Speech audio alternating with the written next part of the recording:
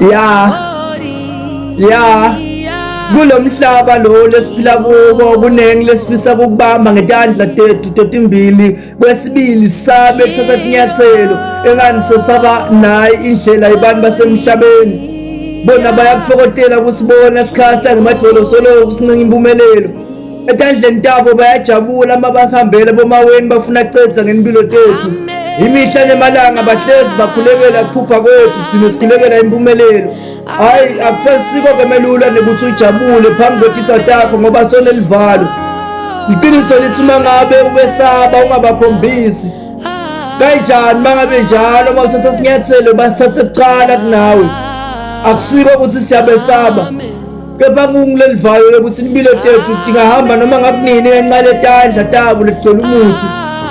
ababulali bayajabhalada bachaza kwehla kwengadi nekuhlukana kwemndeni nekuphela kwamalungu emndeni kancane kancane bayabulala nje ngathi sebenta imihlatshelo yabo sigujana akusiko-ke ukuthi thine asayati iqiniso akusiko-ke ukuthi thine asilati iqiniso ngabo